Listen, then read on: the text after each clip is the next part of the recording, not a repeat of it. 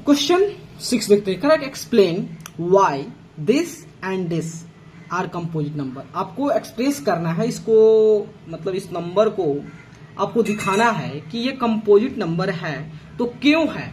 तो आपने एक डेफिनेशन पढ़े हो भाई मेरे भाई, कंपोजिट नंबर क्या होता है, बताओ कंपोजिट नंबर क्या होता है। तो आप सभी जानते हो कि कंपोजिट नंबर वही नंबर हो सकता है यदि उस नंबर को हम फैक्टराइज करें, उसका फैक्टर निकाले, तो उसकी फैक्टर्स होता है कम से कम 3 होना चाहिए, मतलब 2 से ज्यादा ही होना चाहिए। 2 से कितना भी ज्यादा हो जाए, ठीक है, तो हम कह सकते हैं कि उस नंबर को कंपोजिट नंबर, अगर उस नंबर का जो फैक्टर्स होता है 2 से ज्यादा हो, ठीक है, तब उसका नंबर कहेंगे कंपोजिट नंबर। अगर कम होगा तो उसको प्राइम नंबर कहेंगे। चलिए इसको थोड़ा देखते हैं।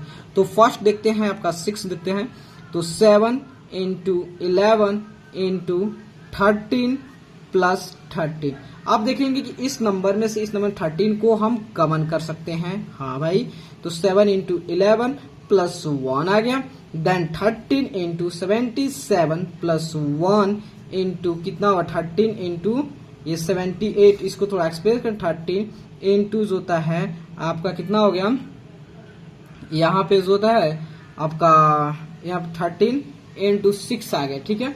तो देख रहे हैं कि जब इस नंबर को मल्टीप्लाई करते हो कितना आ रहा है इसका 13 इंटू 78, थोड़ा सा आपको कैलकुलेट करें 13 इंटू 78, मान लेते हैं 1014 आ गया, ठीक है। इसका जो प्रोडक्ट करने पर 1014 आ गया जब इस नंबर को मल्टीप्लाई किया। तो इसको देख रहे हैं कि इसका जो फैक्टर आ रहा है 13 भी आ रहा है, 13 आ रहा है, उसके बाद 6, ये 6 को जो होता है आप इसका फैक्टर जो होता है इसको फर्दर फैक्टराइज करो, 2 आएगा, 3 आएगा, 1 आएगा।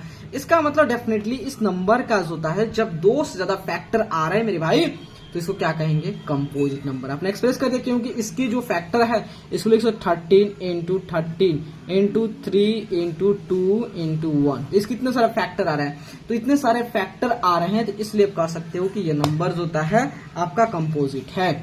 दूसरे में कह रहा है 7 into 6 into 5 into 4 into 3 into 2 into 1 plus 5। इस दोनों में से क्या करें 5 को कॉमन कर ले रहे हैं, तो 7 into 6 into 4 into 3 into 2 into 1 plus 1। तो जब इसका मल्टीप्लाई करेंगे तो 7 into 6 into 4 into 3 into 3 into 2 into 1, तो ये आ रहा आपका 1008 8 प्लस 1, मतलब 5 इंटू 1009। तो इसका जो होता है मल्टीप्लाई करोगे तो आपका कितना 1009 इंटू 5। तो आप देख रहे हो कि इसको अगर मान लेते कहीं मल्टीप्लाई भी करते हो तो 5045, ठीक है। तो इसका जो आप देख रहे हो फैक्टर निकालो तो इसका 1 आ जाएगा, दूसरा 5 है और तीसरा जो होता है 1009 है। तो देख रहे हो कि इस नंबर का जो फैक्टर जो है 3 फैक्टर है। तो आपने पढ़े हो मेरे भाई कि अगर कोई भी नंबर है, अगर उस नंबर का जो फैक्टर जो है 3 हो, मतलब एटलीस्ट कम से कम 3 हो, तो उसको क्या कह देंगे कंपोजिट नंबर। समझे? Thank you.